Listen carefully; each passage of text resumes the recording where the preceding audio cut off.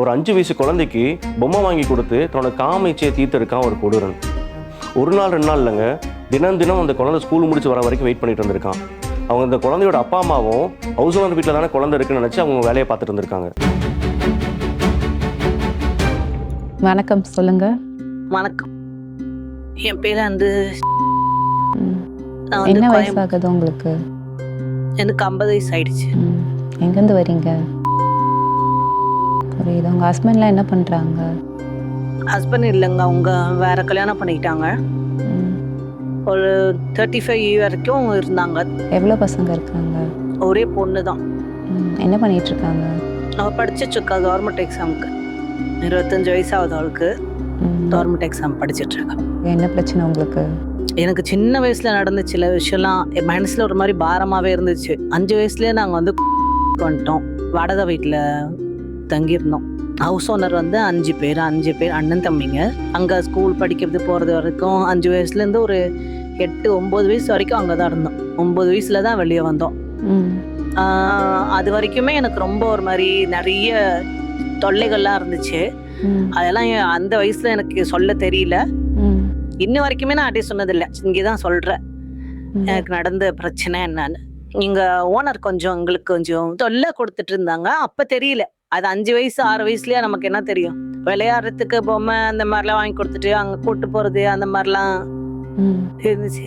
அப்போ ஒரு நாள் என்னாச்சு, அவங்க ரூமுக்கு ஒரு நாள் கூட்டு போயிருந்தாரு. கூட்டு போயிட்டு கொஞ்ச நேரம் அப்படியே விளையாண்டுட்டு அங்கே எங்கெங்கெல்லாம் கை வைக்க கூடாதோ அங்கெல்லாம் கை வச்சு இது பண்ணிட்டு இருந்தாரு.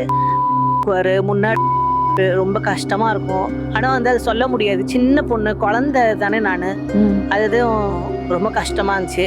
அப்புறம் என்ன பண்ணாரு, ஒரு நாள் அந்த விளையாண்டு இருக்கும் போது கதவுல சாச்சு அவரோட, எனக்கு அது தெரியல என்ன பண்றாருன்னு எனக்கு தெரியல. தெரிஞ்சு வைக்கும் போது ஒரு நாள் அவர்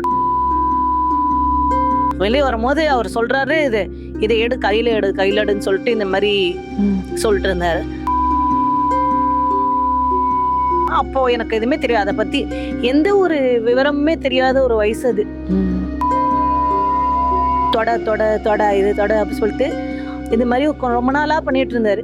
எனக்கு இது தொல்லையாவே இருந்துச்சு, ரொம்ப தொல்லையா இருந்துச்சு, ரொம்ப கஷ்டமாவும் இருந்துச்சு. அபியூஸ் ஆகுறேன் அப்படிங்கறதே எனக்கு தெரியல.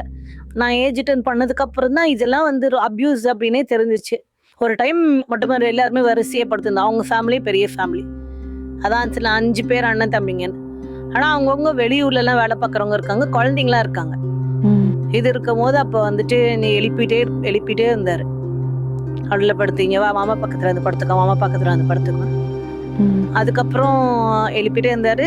வாங்கி அப்படியே ஃபுல்லா அடைச்சிட்டு வெளியே கூட்டு போய் உட்கார வச்சு, இங்க பாருன்னு ஒரு போட்டோ கத்திட்டே, நீ கத்தாத அப்படி சொல்லிட்டு அவர் அந்த போட்டோ, அந்த காலத்துல போட்டோலாம் நெகட்டிவ் ரோல்லாம் இருக்கும்ல, அதெல்லாம் எடுத்து கட்டு, இங்க பாரு பேய், இங்க பாரு பேய் அப்படி இது கத்துனா இது அவனுக்கு கூட்டு போயிருவேன், கத்துனா உனக்கு கூட்டு போயிருவேன் அப்படி சொல்லிட்டு பயன்படுத்திட்டே இருந்தாரு. மாமா சொல்றது செய்ன்னு சொல்லிட்டு அதுனா கூட்டு போயிருவேன்னு உட்காந்துட்டே இருந்தேன்.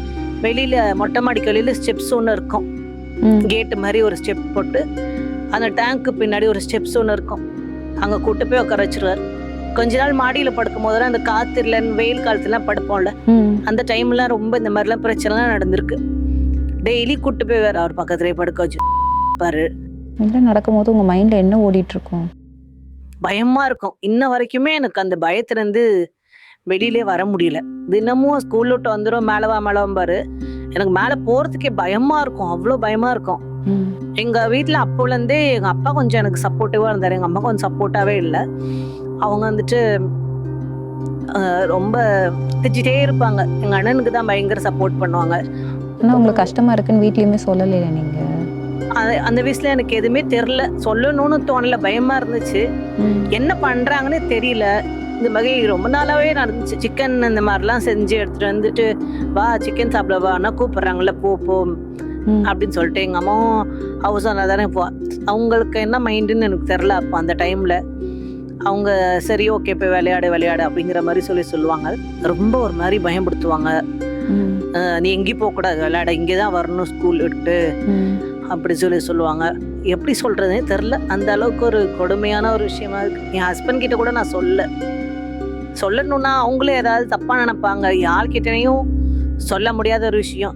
ரொம்ப இதுல இருந்தாலும் ஒரு 11 வயசுல நாங்க கிளம்பிட்டோம். ம். ஒரு 2 வருஷம் இன்னொரு வீட்ல இருந்தோம். ம். நான் அப்பதான் ஒரு அப்பா இனிமே அந்த பிரச்சனை எல்லாம் இருக்காது எனக்கு அப்படின்னு ரொம்ப இதுவா இருந்தேன்.